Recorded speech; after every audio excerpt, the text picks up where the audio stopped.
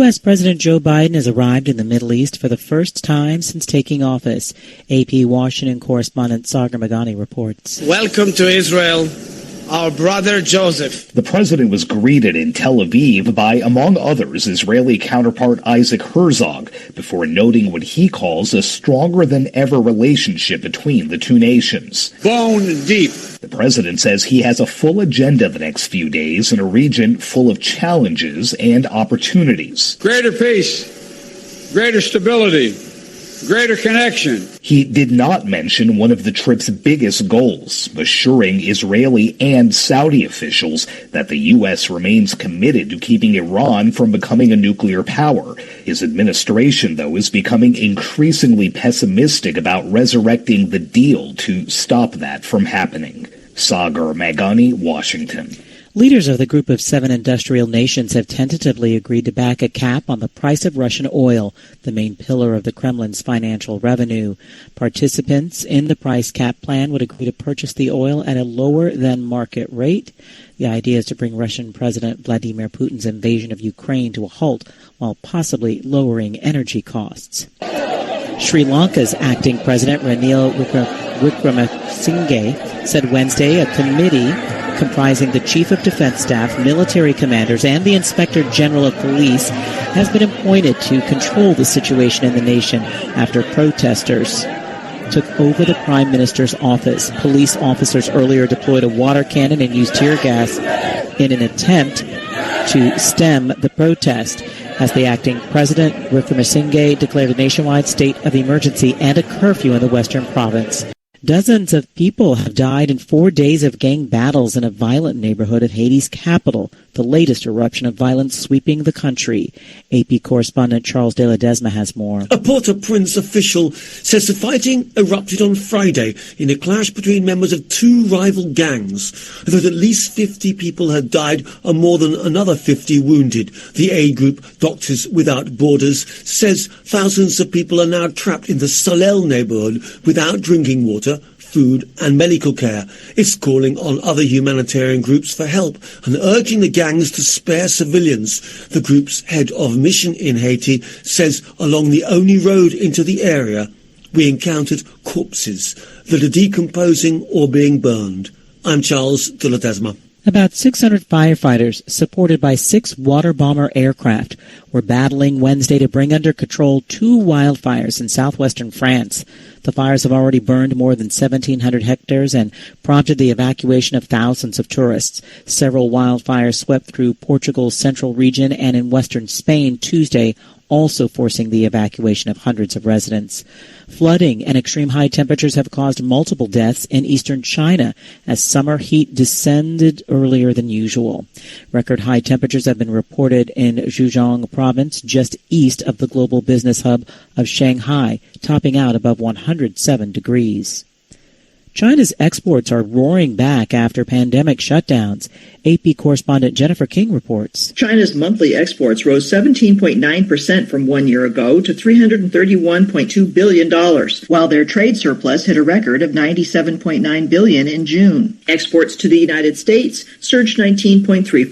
Antivirus controls that shut down the port city of Shanghai were lifted and shippers moved out a backload of cargo. Imports of cut-rate Russian oil and gas are up 56%, but China's imports are up only 1% overall from last year, reflecting a government effort to reduce debt that has hit the construction industry there and a global economy still weakened by the pandemic. Forecasters have cut estimates for China's economic growth to as low as 2% this year. In a report from Capital Economics, analyst Julian Evans Pritchard says exports rebounded strongly as shipping bottlenecks eased, but we think this may be the last hurrah for China's pandemic export boom before shipments drop back down on cooling demand. I'm Jennifer King. And recapping our top story, U.S. President Joe Biden has arrived in the Middle East for the first time since taking office. The president was greeted in Tel Aviv by, among others, Israeli counterpart Isaac Herzog, before noting what he calls a stronger-than-ever relationship between the two nations.